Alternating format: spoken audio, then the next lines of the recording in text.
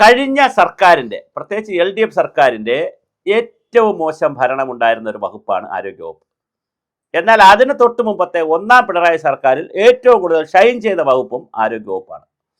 അപ്പം രണ്ട് വനിതാ മന്ത്രിമാരുടെ, അതിനു മുമ്പും അത് ഭയങ്കര ഷൈൻ ചെയ്തില്ലെങ്കിലും ഒരു സമതുലിതമായി മാന്യമായി പോയിരുന്ന വകുപ്പാണ്.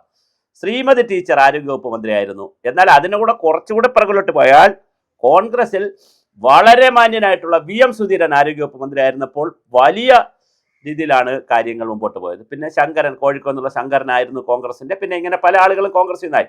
എന്നാൽ CPM-ൽ നിന്ന് ശൈലജ ടീച്ചർ ആയിരുന്നപ്പോഴാണ് നിപ്പ വന്നു, കോവിഡ് വന്നു. അവർ വളരെ മനോഹരമായി, വേറെ ഒരുപാട് അഴിമതിയുണ്ട്, ബാഗ് വാങ്ങിച്ചാലൊക്കെ പ്രശ്നങ്ങളുണ്ട്, കുറേ കാര്യങ്ങളുണ്ട്. അഴിമതി പിന്നെ കഴിഞ്ഞ 10 വർഷത്തിൻ്റെ ഒരു മുഖമുദ്രയായിരുന്നു. അതുകൊണ്ട് അത് മാറ്റിവെക്കുക.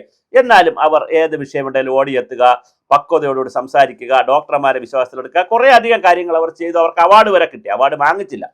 എന്നാൽ കഴിഞ്ഞ 5 വർഷക്കാലം ദുരന്ത പരമ്പരയായിരുന്നു. ഒന്ന് വാ തുറന്നാൽ അബദ്ധങ്ങൾ മാത്രം പറയുന്ന ഒരു വീണ ജോർജ്.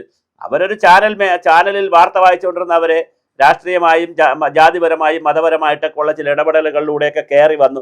എന്നാൽ വന്നതിന് ശേഷം അവർ നല്ല പെർഫോമൻസ് കാണിക്കാമായിരുന്നു. ചെറുപ്പമാണ്, സ്വാഭാവികമായിട്ട് നല്ല പെർഫോമൻസ് കാണിക്കാമായിരുന്നു. അതിന് പകരം അവർ ഇതിൻ്റെ ആഡംബര ജീവിതത്തിൻ്റെയും പേഴ്സിൻ്റെയും വലിയ ചെരുപ്പിൻ്റെയും ബാഗിൻ്റെയും സാരിയുടെയൊക്കെ പിറകിൽ പോയി ഭരണമൊന്നും ശ്രദ്ധിക്കാതെ വളരെ മോശമായി പോയി. എന്നാൽ ഇനിയിപ്പോൾ കഴിഞ്ഞ ചത്ത കുഞ്ഞിൻ്റെ ജാതകം നോക്കുന്നത് ശരിയല്ല, പോസ്റ്റ്മോർട്ടം ചെയ്യേണ്ട കാര്യമല്ല, ഡെഡ് ബോഡിയിൽ പോസ്റ്റ്മോർട്ടം ഇനിയും ചെയ്യേണ്ട കാര്യമല്ല, ജനങ്ങളത് കൈകാര്യം ചെയ്ത് കഴിഞ്ഞു. എന്നാൽ ഇപ്പോൾ വളരെ പ്രധാനപ്പെട്ട ഒരു കാര്യം, K മുരളീധരൻ തിരുവനന്തപുരം വട്ടിയൂർക്കാവിൽ നിന്ന് ജയിച്ച അദ്ദേഹം ആരോഗ്യമന്ത്രിയായിരിക്കണം. ഒരുപക്ഷെ K മുരളീധരൻ പരാജയപ്പെട്ടു വരുന്നെങ്കിൽ അദ്ദേഹത്തിൻ്റെ രാഷ്ട്രീയ ജീവിതത്തിലെ വാട്ടർലൂ ആകുമായിരുന്നു, വലിയ നഷ്ടം വരുമായിരുന്നു. ഇനി ഒരു സ്ഥലത്ത് നിന്ന് ജയിക്കുക എളുപ്പമായിരുന്നില്ല. അത് ജനങ്ങൾ കൂടി അതും കൂടെയൊക്കെ മനസ്സിലാക്കിയിട്ടാകാം. UDFന് കിട്ടിയ വലിയ ട്രെൻഡിൻ്റെ ഭാഗമാകാം. അല്ലെങ്കിലും വട്ടിയൂർക്കാവിൽ മുരളീധരൻ ഒരു സേ ഉണ്ട്. ആ ഒരു സേ എല്ലാം വച്ചുകൊണ്ട് വളരെ ഭംഗിയായി അദ്ദേഹം ജയിച്ചു. അദ്ദേഹത്തിന് ആരോഗ്യവകുപ്പ് തുടക്കത്തിൽ വൈദ്യുതി വകുപ്പൊക്കെയാണ് കൊടുത്തത്. പക്ഷേ അവസാനം ആരോഗ്യവകുപ്പ് തന്നെ കിട്ടി. ആരോഗ്യവകുപ്പിൽ അദ്ദേഹം പലതും തുടങ്ങി വച്ചിട്ടുണ്ട്. തുടക്കം വളരെ മനോഹരമായിട്ടുണ്ട്. തുടക്കം എന്നൊരു പദ്ധതി തന്നെ ആരോഗ്യവകുപ്പിൽ തുടങ്ങിയിട്ടുണ്ട്.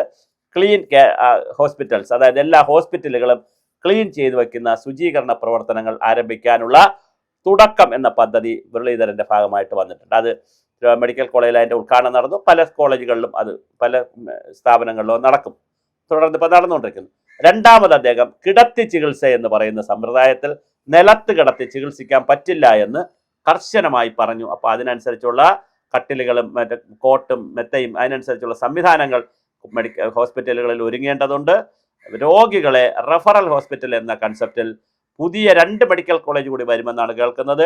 ഹരിപ്പാട് മെഡിക്കൽ കോളേജ് വരുമെന്ന് കേൾക്കുന്നു. ഹരിപ്പാട് മെഡിക്കൽ കോളേജ് വരുമെങ്കിൽ പിന്നെ തിരുവനന്തപുരം മെഡിക്കൽ കോളേജിലേക്കുള്ള വലിയ ഒഴുക്കായിരിക്കും നിലയ്ക്കുന്നത്. അത് കഴിഞ്ഞാൽ തിരുവനന്തപുരത്ത് തന്നെ രണ്ടാമതൊരു മെഡിക്കൽ കോളേജ് കൂടി ജനറൽ ഹോസ്പിറ്റൽ ഇരിക്കുന്ന സ്ഥലത്ത് ജനറൽ ഹോസ്പിറ്റലിനെ ഉയർത്തിക്കൊണ്ട് മെഡിക്കൽ കോളേജ് ആക്കുന്നതിനുള്ള വലിയ പ്രപ്പോസൽ ഉണ്ടായിരുന്നു. അവിടെയാണോ ഇനി വരുന്നതെന്നറിയില്ല, വേറെ എവിടെയെങ്കിലുമാണോ വരുന്നതെന്നറിയില്ല. എന്തായാലും വളരെ വലിയ തോതിലാണ് അദ്ദേഹം 2ാം മെഡിക്കൽ കോളേജിനെ കുറിച്ച് വാചാലമാകുന്നത്. അതുപോലെ തന്നെ ആരോഗ്യവകുപ്പിലെ ഫുഡ് ഇൻസ്പെക്ടർ വിഭാഗക്കാരെ കൊണ്ട്, അത് ഭക്ഷ്യവകുപ്പിലുമുണ്ട്, പക്ഷെ ആരോഗ്യവകുപ്പിലെ ആളുകളെ കൊണ്ട് ഹോട്ടലുകളിൽ വ്യാപകമായി റെയ്ഡ് ചെയ്യിക്കുന്നു എന്നുള്ളത് ഭക്ഷ്യവസ്തുക്കളെ സംബന്ധിച്ച് പഴകിയ ഭക്ഷ്യവസ്തുക്കൾ കൊടുക്കുന്നുണ്ടോ എന്നറിയാനുള്ള വളരെ വ്യാപകമായ റെയ്ഡ് ആരംഭിച്ചിട്ടുണ്ട്.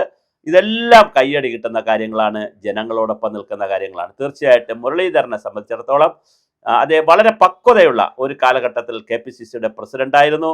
അതേപോലെ തന്നെ വൈദ്യുതി മന്ത്രിയായിരുന്നു. അങ്ങനെ വളരെ പക്വതയുള്ള രാഷ്ട്രീയ നേതാവാണ്.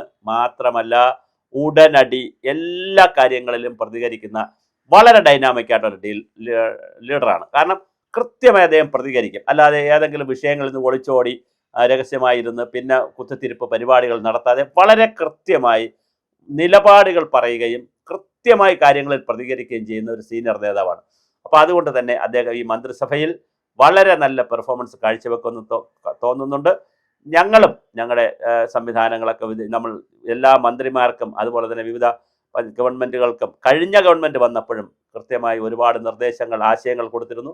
ഈ ഗവൺമെൻറ് നമ്മൾ ആശയങ്ങൾ കൊടുക്കുക. അത് ഗവൺമെൻറ്റിന് കൊടുക്കുക എന്ന് പറഞ്ഞാൽ പാർട്ടികൾക്കല്ല, അത് ബന്ധപ്പെട്ട നമുക്ക് പരിചയമുള്ള IAS വഴി അല്ലെങ്കിൽ പരിചയമുള്ള ഏതെങ്കിലും പരിചയമുള്ള മന്ത്രി വഴിയൊക്കെ നമുക്കറിയാവുന്ന ആശയങ്ങൾ കൊടുക്കും. നടപ്പിലാക്കുന്നുണ്ടാവാം, നടപ്പിലാക്കാതില്ല, അത് രണ്ടാമത്തെ വിഷയം.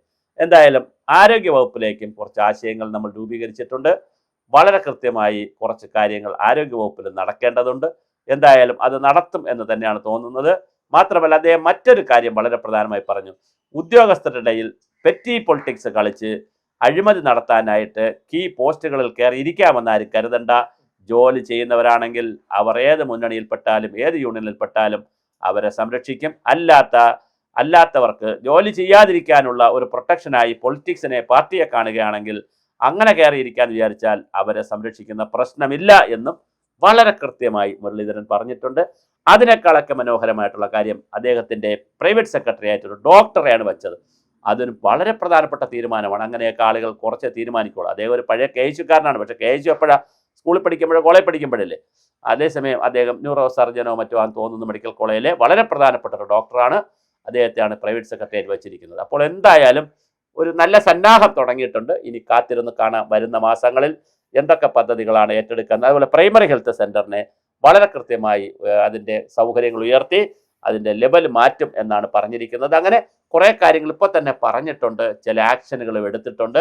എടുത്ത ആക്ഷനുകളുടെയും പറഞ്ഞ പ്രവർത്തികളുടെയും ഫലമായി വളരെ മനോഹരമായി, വളരെ രസകരമായിട്ടുള്ള ഒരു മുന്നണിയായി, ഒരു വകുപ്പാക്കി ആരോഗ്യവകുപ്പിനെ മാറ്റാൻ പറ്റും. കാരണം അത് വളരെ ഡയറക്റ്റ് ഹിറ്റാണ്. ജനങ്ങളുമായി വളരെ പെട്ടെന്ന് സെൻസിറ്റീവുമാണ്. ഇപ്പോൾ പിന്നെ വില്ലേജ് ഓഫീസോ അല്ലെങ്കിൽ കറണ്ടിൻ്റെ ഓഫീസോ അല്ലെങ്കിൽ മറ്റ് പഞ്ചായത്ത് ഓഫീസോ പോലെയൊന്നുമല്ല ആരോഗ്യ വകുപ്പ് എന്ന് പറഞ്ഞാൽ. വിദ്യാഭ്യാസ വകുപ്പ് പോലും നമുക്ക് വലിയ പരിധി പറയാം. പക്ഷെ ആരോഗ്യ വകുപ്പ് ജീവൻ വെച്ചുള്ള കളിയാണ്. അതുകൊണ്ട് തന്നെ അത് ആരോഗ്യത്തിൻ്റെ കളിയായതുകൊണ്ട് തന്നെ അതിന് വളരെ വലിയ പ്രാധാന്യമുണ്ട്.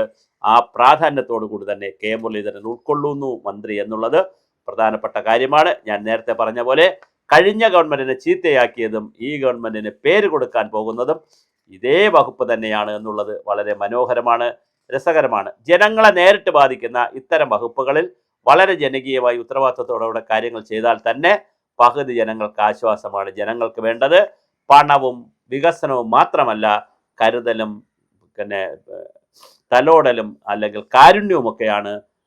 അത് സാന്ത്വനമായ ഇടപെടലുകളാണ്, വിനയത്തോടെയുള്ള കേൾവിയാണ്, കാര്യങ്ങൾ മനസ്സിലാക്കലാണ്, കാര്യങ്ങൾ പഠിക്കലാണ്. അങ്ങനെയുള്ള വളരെ ബൃഹത്തായ വലിയ ഒരു പ്രവർത്തന പാരമ്പര്യമുള്ള കെ മുരളീധരൻ അവർകൾ സക്സസ് ആകുമെന്ന് തന്നെ നമുക്ക് കരുതാം. ആരോഗ്യവകുപ്പിൽ പുതിയ വിസ്മയങ്ങൾക്കായി കാത്തിരിക്കാം.